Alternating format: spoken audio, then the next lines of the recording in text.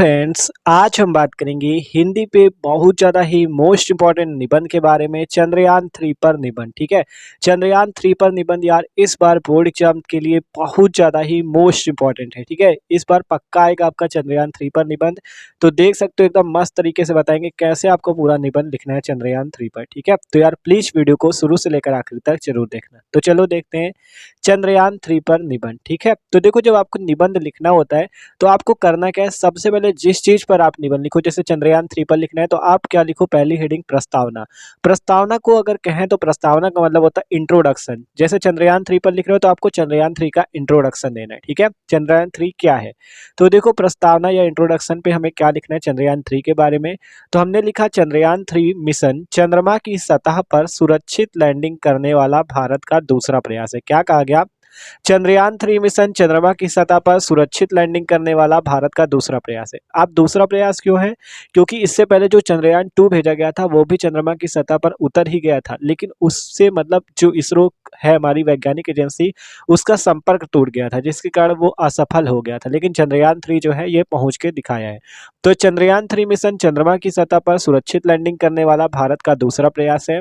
इससे पहले चंद्रयान 2 को हमारे देश की वैज्ञानिक एजेंसी इसरो ने 22 जुलाई 2019 को भेजा था, लेकिन वह मिशन असफल हो गया था और वह सॉफ्ट लैंडिंग नहीं कर पाया था। क्यों नहीं कर पाया था, क्योंकि उससे क्या हुआ था, संपर्क ही टूट गया था। वैज्ञानिक एजेंसी जो इसरो हमारी, उससे संपर्क ही नहीं कर पा रही थी। ठीक है, तो वही है चंद्रयान 3 मिशन चंद्रमा की सतह पर सुरक्षित लैंडिंग करने वाला भारत का दूसरा प्रयास है। इससे पहले चंद्रयान 2 को हमारे देश की वैज्ञानिक एजेंसी इसरो ने 22 जुलाई 2019 को भेजा था, लेकिन वह मिशन असफल हो गया था और वह सॉफ्ट लैंडिंग नहीं कर पाया था। इसके बाद चंद्रयान 3 को 14 जुलाई 2023 को आंध्र प्रदेश के श्रीहरिकोटा स्थित सतीश धवन स्पेस सेंटर से छोड़ा गया था। क्या कहा गया, इसके बाद जो चंद्रयान 3 वो कहाँ से छोड़ा गया था, 14 जुलाई 2023 को आंध्र प्रदेश के श्रीहरिकोटा स्थित सतीश धवन स्पेस सेंटर से छोड़ा गया था।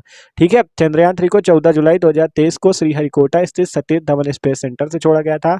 और इसमें चंद्रयान 3 में क्या क्या है, जो लैंडर है उसका नाम विक्रम है, लैंडर विक्रम, और रोवर का नाम है प्रज्ञान। तो लैंडर विक्रम और रोवर प्रज्ञान को ले जाने वाले चंद्रयान 3 ने 23 अगस्त 2023 को चंद्रमा के दक्षिणी ध्रुव पर सॉफ्ट लैंडिंग की थी। क्या कहा गया, मतलब 14 जुलाई को भेजा गया था हरिकोटा स्थित सतीश धवन स्पेस सेंटर से, और पहुंचा कब है, 23 अगस्त को। ठीक है, 23 अगस्त को वो पहुंचा है।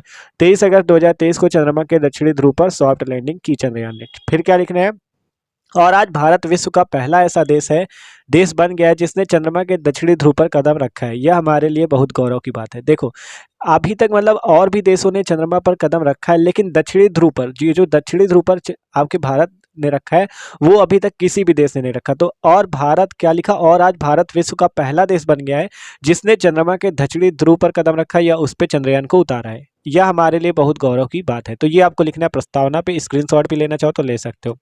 अगली हेडिंग पड़ेगी चंद्रयान 3 क्या है। ठीक है, चंद्रयान 3 क्या है, तो देखो चंद्रयान 3 क्या है उसके बारे में लिखते हैं। कहा गया Indian space research organisation, Indian space research organisation जिसे कहते हैं इसरो, ठीक है, कि कई सालों की मेहनत के बाद तीसरी बार में चांद के दक्षिणी ध्रुव पर सफलतापूर्वक पहुंचने वाला भारत पहला देश बना है। देखो पहले चंद्रयान 1 भेजा गया, फिर चंद्रयान 2, फिर चंद्रयान 3 जो था ये सफल लैंडिंग किया था। तो Indian space research organisation ISRO की कई सालों की मेहनत के बाद तीसरी बार में चांद के दक्षिणी ध्रुव पर सफलतापूर्वक पहुंचने वाला भारत पहला देश बना है।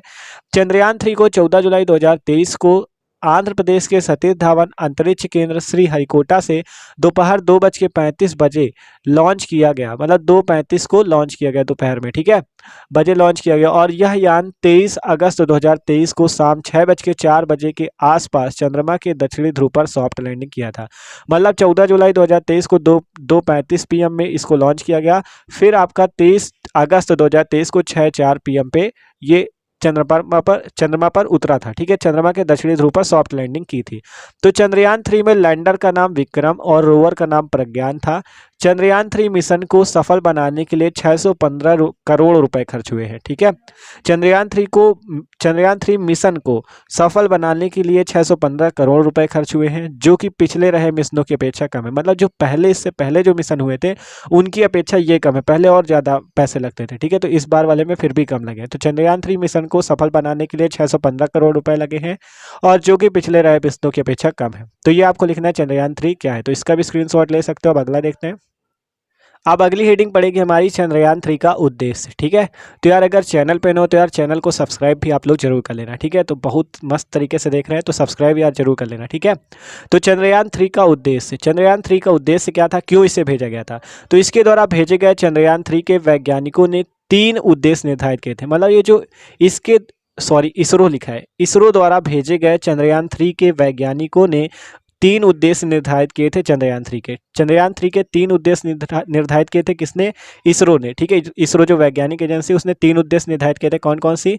चंद्रमा की सतह पर सुरक्षित और सॉफ्ट लैंडिंग प्रदर्शित करना, रोवर को चंद्रमा पर घुमाना, लैंडर और रोवर्स द्वारा चंद्रमा की सतह पर शोध कराना। ये 3 क्या थे? इनके 3 उद्देश्य निर्धारित किए गए थे। फिर लिखा गया चंद्रयान 3 का उद्देश्य चंद्रमा की सतह पर वहां उतरकर विभिन्न तत्वों के बारे में जानकारी प्राप्त करना और वहां जल की उपस्थिति के बारे में भी जानकारी प्राप्त करना, जिससे वहां पर मानव जीवन को स्थापित करने की जो मनुष्य की सोच है उसको साकार करने के लिए वहां पर उपस्थित तत्वों के बारे में जानकारी प्राप्त करना है। मतलब वहां पर विभिन्न तत्व, कौन कौन से तत्व उपस्थित है उसकी सतह पर, वो चंद्रमा की सतह पर वो ढूंढना था। ठीक है, और क्या वहां पे जल की उपस्थिति, क्योंकि जब जल की उपस्थिति, ऑक्सीजन की उपस्थिति होगी तभी वहां पे मानव जीवन स्थापित हो पाएगा।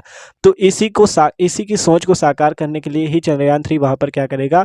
विभिन्न तत्वों की खोज करेगा। तो ये है चंद्रयान 3 का उद्देश्य, देख सकते हो। ठीक है, अगला है चंद्रयान 3 से भारत को क्या लाभ है? चंद्रयान 3 से भारत को लाभ, तो देखो चंद्रयान 3 भारत को चंद्रमा के बारे में अधिक जानकारी प्राप्त करने में मदद करेगा।